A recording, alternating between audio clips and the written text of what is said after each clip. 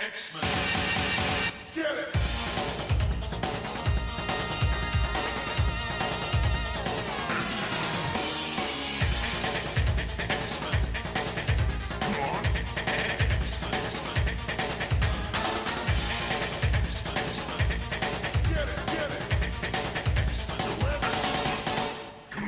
Hey everyone, and welcome to another exciting episode of Battle of the Atom. This is the weekly X-Men podcast where we normally rank every X-Men story from A to Z. I'm Adam. And I'm Zach. And Adam, we're not going to rank every X-Men story from A to Z this week. No, we're not, but we are going to talk about some more recent X-Men stuff with our guest. That's right. You may know him from cleaning up the time stream and getting rid of mutants who aren't from the present in books like Old Man Logan, Extermination, Cable, and the upcoming Uncanny X-Men relaunch and Dead Man Logan. It's Ed Brisson. Ed, how you doing today? I'm doing great. And you? I mean, look, I'm doing. Adam, you doing? I'm great. It's very exciting to have you on the show, Ed. Thanks for being here. Thanks. Exciting to be here. That's awesome. Awesome. So we're going to jump right into it. Ed, let's talk about what I think is probably the most relevant thing that anyone who's listening to our podcast is going to care about. So we're going to start with the hard-hitting questions right up front. All right. I'm prepping myself. Why do you love Glob Herman so much? I don't know what it is. I can't put it into words. I just love the absurdity of him. Like, he's not particularly good for anything. Like, he's not a good fighter. He's not incredibly smart. He doesn't have a lot going for him, but except for the sort of sadness about him that I find really endearing. And I guess, I don't know. He's just one of those characters that I found really intriguing and really like. And because he's just such an oddball on the team.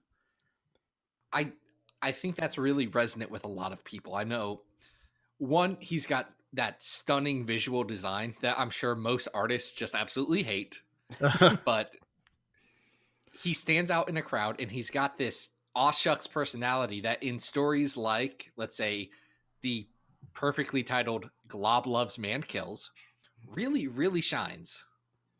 And I think there is a bit of like, he's not always been cool too. Like he's done some nasty stuff in the past, and I think there's a lot of like sort of really fun redemptive stuff that you can do with him given his past and some of the old new X-Men stuff. And and he's just kind of a sad dude who just wants to help and wants to be the best X-Men possible, I guess. And wants to find love too. Oh, we want him to find love. We really do. At some point. Some point. It doesn't have to be soon. I want to see him get there for a little bit. But no, that's good. That's good. Okay, I could definitely talk about Glob Herman for an hour. I'm pretty sure I would have everyone turning off this podcast real quick. So we'll get to stuff that's actually relevant. Ed, tell us about your history with X-Men. Were they a franchise, a book that you cared about growing up, or were they something that you learned to get into as they became part of your career? No, I grew up. I've been reading the X-Men since sometime in the 80s. I was trying to pinpoint exactly when it is, and I can't recall. Part of the problem for me growing up, a lot of my first comics were bought from used bookstores, so it was through like the dime and the quarter bins back then. So it was never in order or when they were coming out. So my memory of when I actually started following month to month is really foggy. But it would have been probably around like 83, 84 is when I started to read X-Men. So it's been a while. I'm a geezer. All right. I've been around for a bit. I think it's interesting that you're playing around with a lot of time displaced mutants. Have you been thinking about X-Men continuity for like your entire life?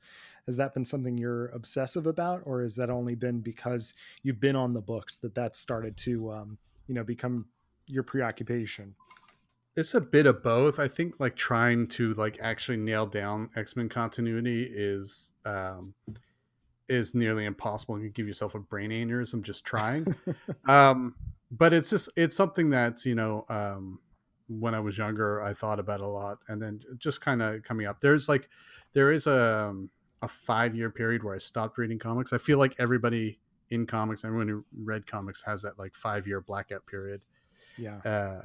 And That's when a lot of like the crazy like Age of Apocalypse stuff happened, and that era. So that's been a lot of stuff that I've been having to go back and reread and refresh my mind on.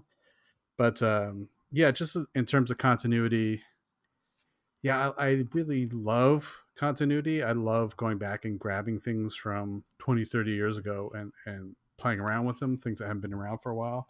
But man, it's really tough. And there's like, there can be like weird one-off issues that you've forgotten about or somehow glossed over that totally throws a monkey wrench into anything you're trying to do. But yeah, it's definitely a tough thing to juggle. It's something I've heard some creators talk about it as it's another tool in your toolbox, but it's not what you come for. Continuity is something that you can be used, but for the most part, you're not buying X-Men books every month for, hey, what's the new thing to continuity? You care more about the characters and how the story's developing than how it ties into some weird miniseries from 1994.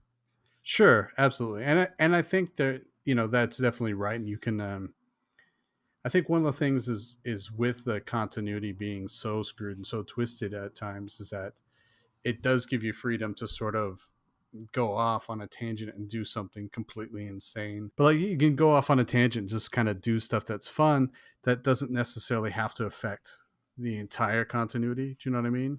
Yeah. That makes sense. Ultimately it's going to, because somebody's going to read it and take it as Bible, and it's going to have to happen. But I feel like you have a bit more freedom and flexibility with the X-Men to do that sort of stuff. No, that's good. Now, speaking of the X-Men and specifically the stuff you write, you got your kickoff in the X-Men line, at least through Old Man Logan. You picked up where Jeff Lemire's run ended, and the interesting thing about that is Old Man Logan is Wolverine, but he's not. So, from your standpoint, how do you approach writing Old Man Logan that in a way that you wouldn't approach writing, regular 616, vanilla flavored Wolverine? I think that for me, Old Man Logan, to my mind, is he's got more of a fascination with his own mortality, and I think that pushes him in directions that you're not going to get with a regular 616 Wolverine, who is essentially unkillable. And Old Man Logan initially was meant to be unkillable too, but he's getting older, he's dying, he's becoming like Clint Eastwood in Unforgiven. He's sort of in those twilight years. We know, he's going to be going on at some point. So I think that there's more to play around with there that I find interesting, and kind of, I don't want to say it's depressing. It's just like for myself, I like playing around with that sort of sort of emotional story meat, I guess, of him trying to figure out where he belongs, and especially now, like one of the things I'm finding just beyond his own mortality is that with Wolverine proper being back, not that any of the X-Men have actually really interacted with him to date, but I think there is that like Old Man Logan has taken on the X-Men of today as his sort of surrogate family. These are the people he lost, but it's never quite real. Like it's they are the same people he lost, but not at the same time. So it never feels real. And I always sort of compared Logan with his relationship with the X-Men, with Wolverine coming back, being sort of like Logan was like the stepfather, and Wolverine's the actual father who's come back and been welcomed back into the house. And so like where does Logan belong now? And the X-Men obviously, they're always going to welcome him and want him to be there, but I think he's got this uh, real sense of pride that's maybe not going to let him do that. I think as a follow up with that in mind, is that why you think Dead Man Logan, which is your next project coming up, why that's the appropriate time to ostensibly end Old Man Logan's story? That's right. And we've been building to that for a long time now. Like, even though Dead Man Logan was just announced, I think we've been building to that since last September or October, at least in my writing. And where the issues that I was writing in September, October came out, I can't say for certain. But basically, since the second arc, I think that I was working on, we were sort of building towards this, knowing that Wolverine was going to come back and knowing that we were going to send Logan off. And yeah, so and then I think there's a lot of weirdly, like, a lot of freedom in not having to hide the fact that we're doing a series called Dead Man Logan and killing Logan at the end of it, like that he will be dead at the end of the series. I think it frees us up to do a lot of story stuff and not have to worry about hiding stuff from the reader, which I've been finding incredibly freeing. In regards to the death of Old Man Logan, his entry into the 616 is kind of an interesting confluence of other things going on in the Marvel universe. He's brought back from, a story that happened in the Wolverine solo series by Bendis, who brought him back during Battle Worlds. Then he got his own solo series. How much of a trajectory had that series been committed to when you jumped on board? Were there things that you were asked to do, or did you really have the freedom to take the character from where Lemire had it and bring it all the way to Dead Man Logan on your terms in terms of what you wanted to do? Yeah, it was pretty open. They didn't really push any sort of agenda. They offered me the book and asked me what I wanted to do with it. Me coming on for the first one, I think there was an editorial note that they really wanted him to fight Maestro, Okay. which was great, which I thought was a really interesting pairing. And so beyond that, though, it's been pretty. They've been pretty free in just letting me sort of pitch them stories and sort of got it to where I wanted to take the story. And then, although like the Dead Man Logan thing was something that came from Marvel, they knew they were bringing Wolverine back, and so it was time to sort of clean house a little bit. They don't want two Logans running around, which makes a lot of sense. At the time, I was really bummed out because I was really enjoying writing Old Man Logan. Wolverine is one of my favorite characters. So when they were like, I think we're going to kill Old Man Logan, I was like, no. Like, I was basically pleading for his life at one point. But then, after I took a day, I calmed down. It makes a lot of sense, I think, to do this, to sort of move him on. I think he's a character who sort of needs closure. I think with everything that's happened to him, he needs some sense of closure. Absolutely. Speaking of killing off or disposing of characters that were perhaps plot threads from past writers.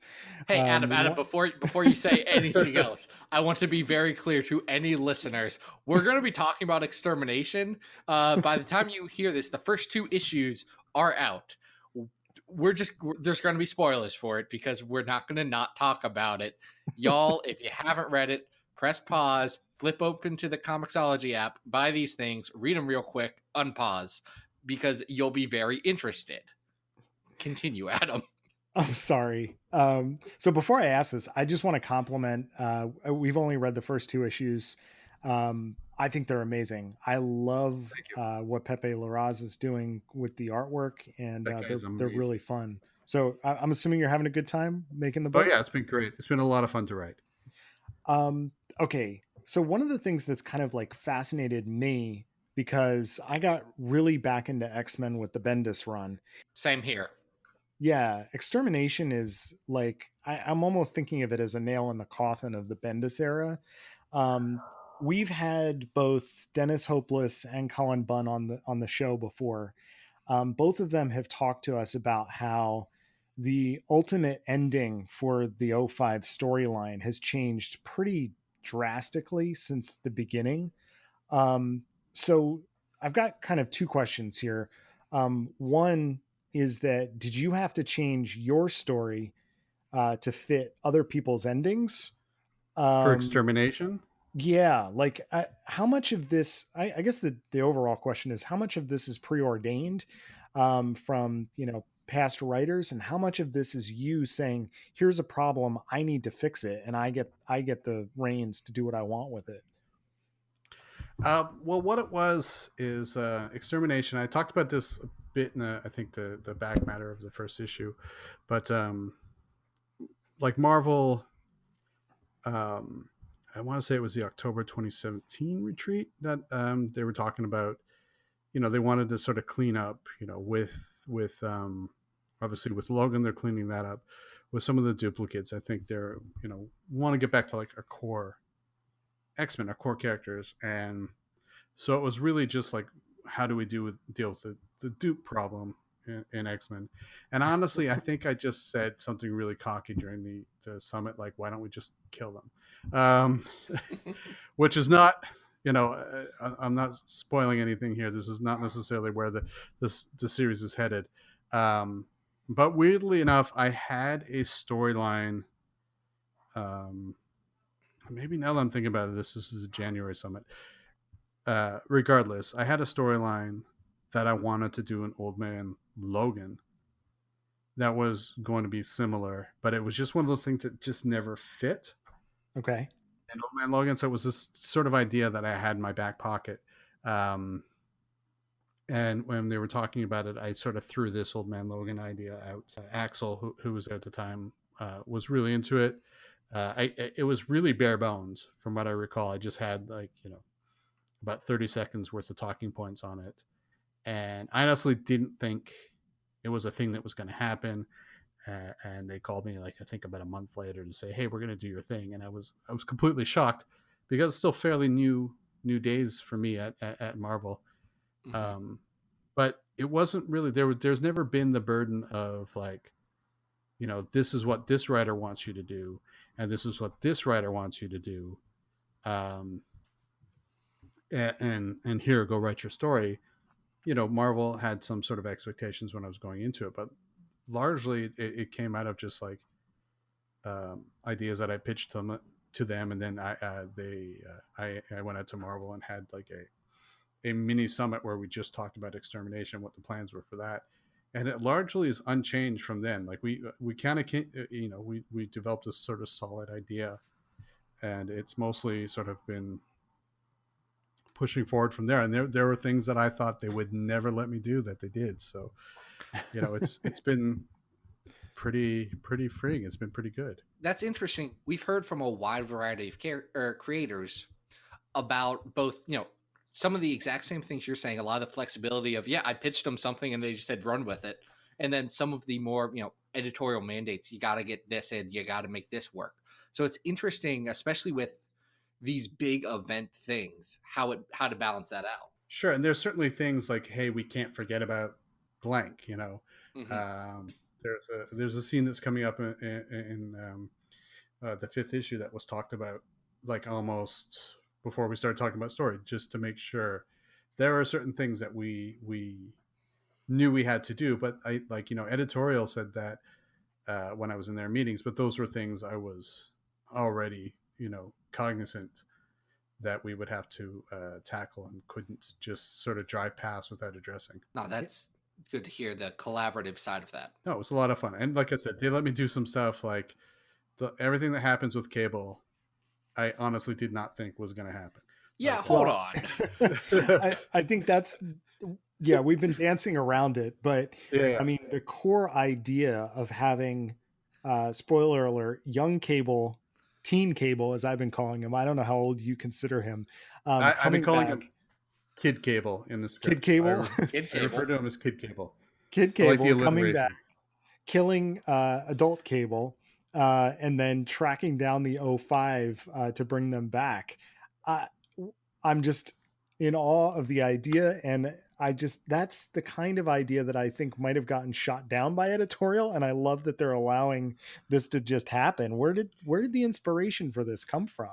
I honestly don't recall. It was something I was working on. It was one of those things that hit me just before I was going to sleep one night. I remember, and because I was trying to, I wanted to make it as timey wimey as possible, like get some of the time characters in there, and obviously if someone's trying to do something the time displaced um, original five and send whatever they're trying to send it back or whatever they're trying to do, even if they're trying to kill them, it can screw up the whole timeline.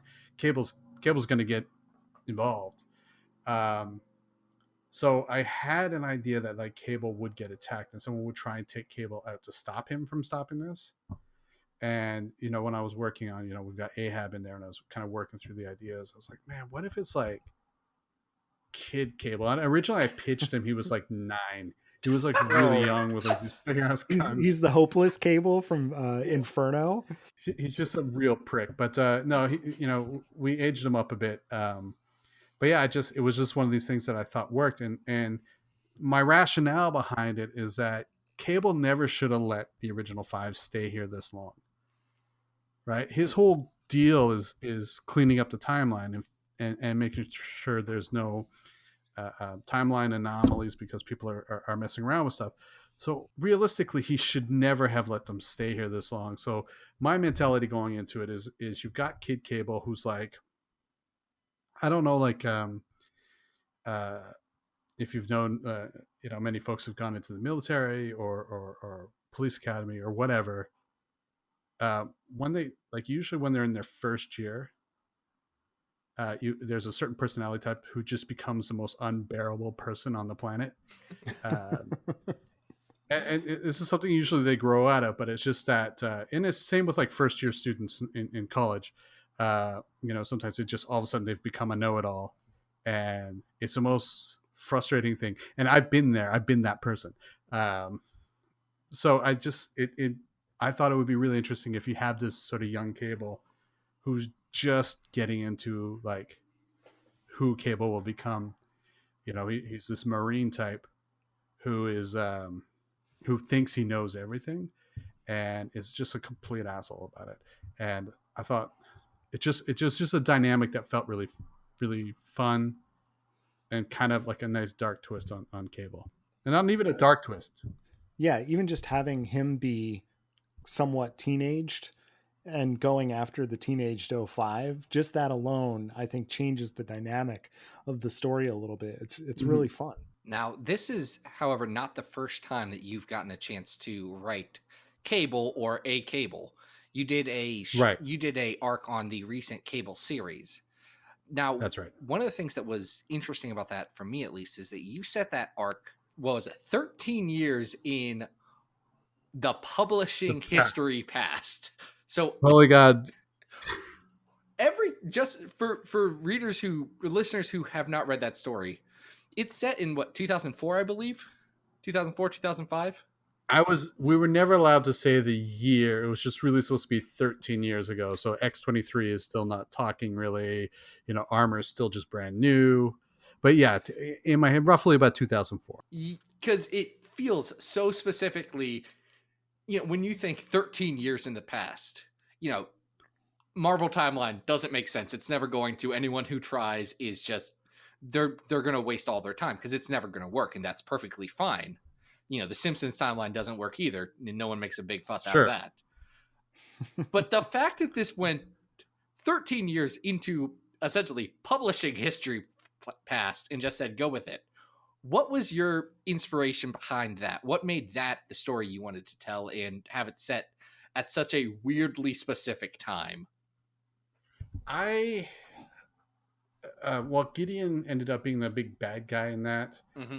And I wanted to set it a decade after he had passed in publishing time anyway, because he passed in 94, I believe, in the comics. And there's also like Marvel wanted to use a specific era of these characters.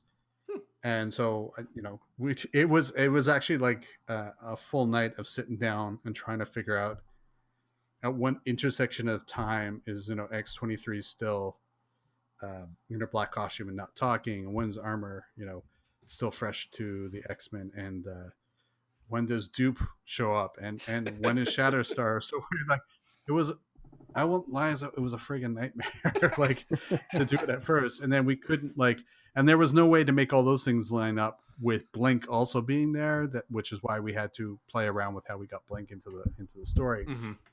But yeah, that was the time period where everything seemed to gel for what Marvel wanted with those characters. I'm glad that the answer to this essentially is because we just had to make the timeline kind of work. That's basically it. That's a beautiful summation of trying to do a story like that in X-Men. The one big thing that you've got on your plate upcoming, which, you know, not a ton has been announced about it yet, is the relaunch of Uncanny X-Men that you've got going on with Matt Rosenberg and Kelly Thompson. This is right now a 10-issue miniseries weekly that has just this massive cast going on, and you're co-writing that, which, you know, from at least your Marvel stuff, is kind of a new situation for you. So what has the co-writing process on that been like? It's not been too bad, honestly. The thing is that Matt, Kelly, and I are friends. We talk to each other quite frequently, daily, really. I was talking to him just before I hopped on this podcast. Mm-hmm. But so we're kind of already a little bit in sync on the kind of, you know, just where we are and stories we want to tell. We tell very different stories, obviously, but, you know, I think we understand and appreciate each other's sort of storytelling strengths and ticks. So what had happened really with that was I got a call a while back about doing this, and then we found that three of us were working on it together. So it was a thing where we spent weeks talking online between the three of us, and then we gone out to Marvel for a few days where we sort of beat out this entire 10-issue series, you know, based on the things we're talking about. And then we went from there, and we spent a couple more months sort of breaking it down and really diving into it. So we have like a pretty good roadmap on where we're going and what the story's all about. And the co-writing process has been pretty easy because we beat out those 10 issues pretty well over that period of time. So we know kind of what's happening in each issue. And generally sort of the process works that one of us will take that sort of big hunk of, you know, 2 or 3 paragraphs describing, you know, or 4 paragraphs, whatever, however many paragraphs there are describing the issue, and then outline it page by page, and then send it around, and then we kind of note on it and fix it and smooth it over to where it's a place where we like. We send it off to the editors. They might have notes, you know, we fix it again, send it back, you know. Once it's approved, usually what we do is whoever outlined it writes 6 pages, the other 2 write 7 pages, brings us up to our 20, and then we send the script around once it's done, and we sort of go over it, smooth it a bit, just to make sure that it feels like one voice as much as possible. The one thing we didn't want it to feel like patchworky, you know, like it was like you could pick out which pages each person wrote. We want it to feel like a unified story, and it's been pretty good. Like, you know, we've had very few dust ups between us. It's been pretty good. Have there been any opportunities so far where, you know, it's interesting that you mentioned that you wanted to sound like one writer, because I feel like the three of you have very distinct voices. So I'm really intrigued to see how it all blends together. Have you had moments where, you know, you've kind of read something or they've read something that you've written, and there's been a kind of like red light, and they've said, we got to move in a different direction with this? Or is everybody pretty much on board for what you guys have planned? I think everyone's been pretty much on board. Like I said, we know where the story's going. We really fleshed it out quite early. So there's not really any surprises. There have been times where, like, yeah, we'll flesh over some dialogue because, you know, one case, you know, like, I don't know, there's one character I'm losing language. One of my parts and one of Kelly's parts, we had like a weirdly similar joke said by the same character that was just Okay. really bizarre. And so those are like, but it's all minor stuff. There's nothing really, not been any really big red flags. But again, I think it's because we're constantly communicating with each other.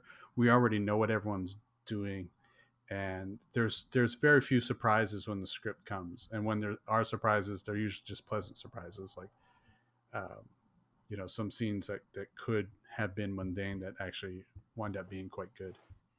Well, speaking of, I mean, you're saying there's no surprises, but you've said in a couple of places that there's going to be multiple quote unquote holy crap moments and even quote absolute chaos. There's surprises for the reader, just not for us. So I guess in terms of thinking about X-Men as a line, and marketing it, we're really not that far from the X-Men Blue, Gold, and Red launches.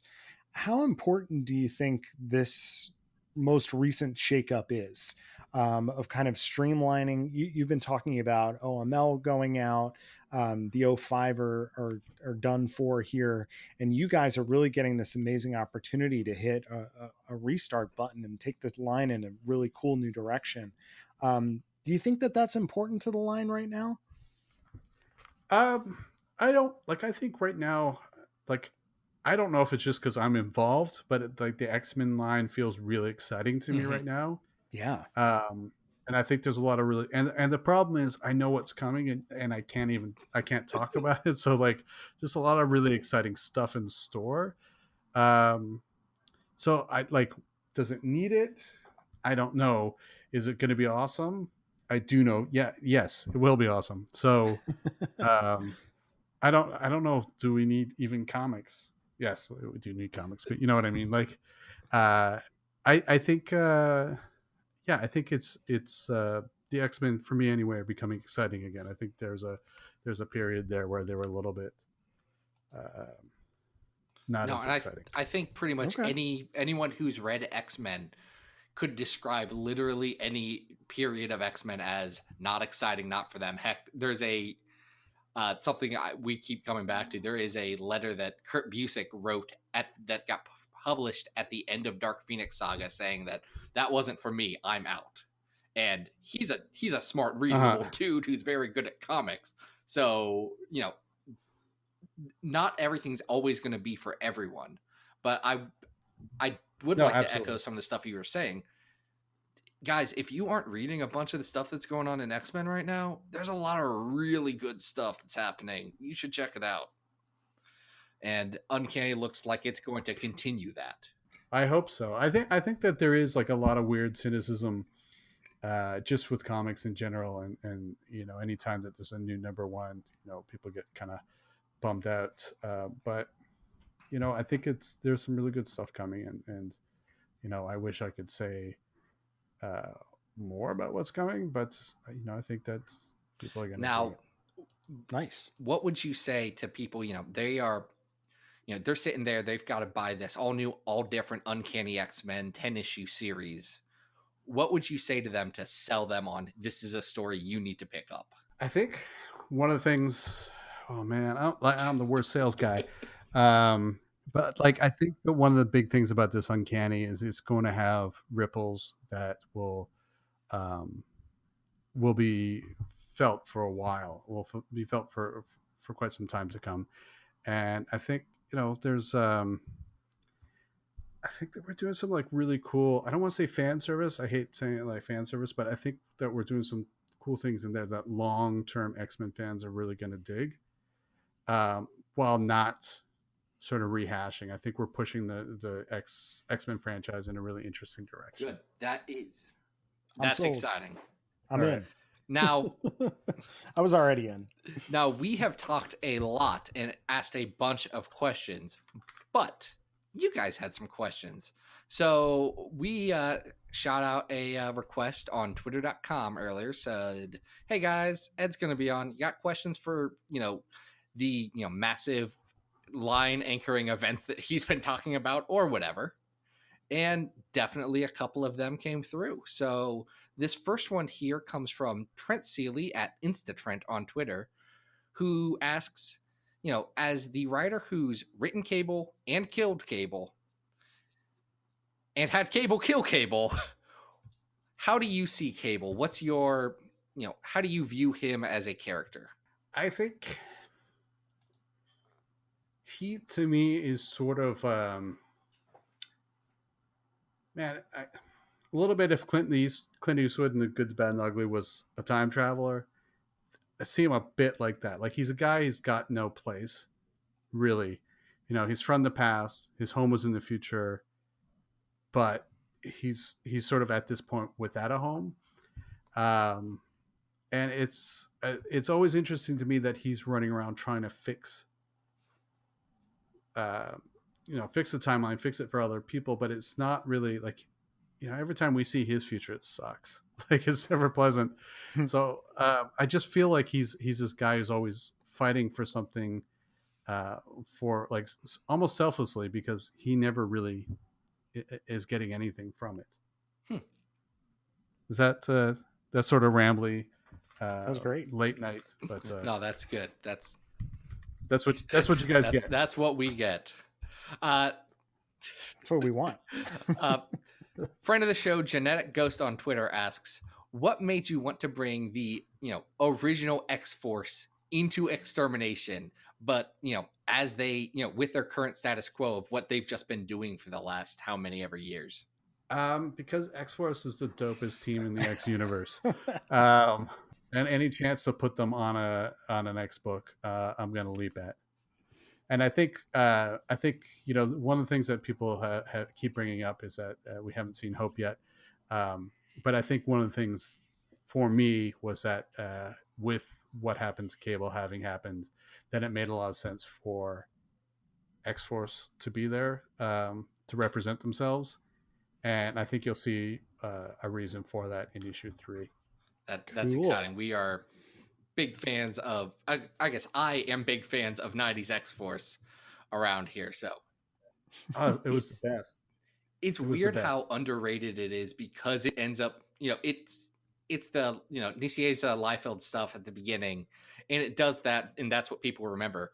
But then it goes off in totally different directions and continues to be super good for a very long time. Yeah, and I will say, like, Rick Remender's Uncanny X-Force is probably one of the best X books of recent memory. Absolutely. It's fantastic. Near Ravel asked on Twitter at Ravel_Near, in your Cable run, you brought back the Externals, who are a very 90s plot point. Do you have plans for them or any other forgotten 90s or other era X-Men thing for your Uncanny or moving forward? Not off the top of my head, like not currently planned. Actually, oh God, that's not true. Yes. Like, I say that, and then, like, first issue of Uncanny features some sort of nods to the 90s. So I lied. Yes, I do plan on bringing more 90s and past era stuff into present with some of my writing. I think, like, for me, the 80s and 90s were really like sort of my formative years reading comics, and there's so much stuff back then that I think was pretty inventive, but, like, because the stuff was being churned out so fast that I think sometimes things were sort of prematurely sort of put to bed and not touched again. So every so often, if I'm reading old comics and I see something that tweaks anything inside my brain, I'll sometimes just write it down and see about bringing that character back. But yeah, there's something coming up in Uncanny that if people are into that era, I think they'll dig. And yeah, there's something else that I'm working on, I realize, that deals with the 90s 90s crew. And even actually in Iron Fist, I brought back a character who was, like, in 2 issues of, I think, Marvel Comics Presents back in the 90s. His name was Decay, sort of a demon, spelled D''Kay. That's pretty 90s. Yeah, it was. So there's a lot of that stuff I do like. I think it's a lot of fun to play around with, and I think that sometimes we have a vast catalog of sort of forgotten characters that are fun to pull out and dust off once in a while. Nice. Fantastic. I think the last question we've got from Twitter comes from Chris A. Hansen on Twitter, who asks, with you kind of doing the swan song, so it seems, for the 05, do you have a favorite time displaced 05 story from they're now 4-6 years in the Marvel universe? Honestly, I think the original all new X-Men, that Bendis run, I really liked it a lot when he brought them back. I thought it was a lot of fun. Awesome. And so if I had to pick one, it would probably be that original run. I think it's great. I mean, I know Adam and I both said earlier that run got us back into X-Men. So it's a lot of fun. I think it reminds you why you loved the X-Men initially. Yeah. And I think that you had Stuart Immonen on art, which is just beautiful, spectacular, just breathtaking. So there was a lot of fun, really inventive stuff in that original all new X-Men, and then the battle of the Atom thing, which sounds very familiar. Yeah, right. we may know about that one. I thought that was a really good event. Oh, cool.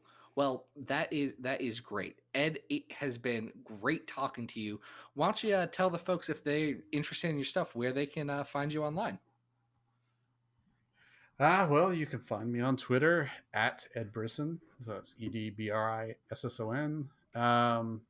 And just at my website, edbrisson.com, if you want to find out what cons or store signings or whatever I'm going to be doing. Those are the two main places. That is cool. That is fantastic. Now, Adam, where can people find your stuff? Guys, you can always follow me on Twitter at Arthur Stacy. Got new pages of Bish and Jube's Attack on the Mansion every Monday at adamrec.tumblr.com and xavierfiles.com. And if you want an issue of a copy of the last issue, The Search for Bish and Jubes, you can go to adamrec.bigcartel.com and get one for just $1. Zach, where can they find you? You can find everything that happens in the Xavier Files media empire at xavierfiles.com.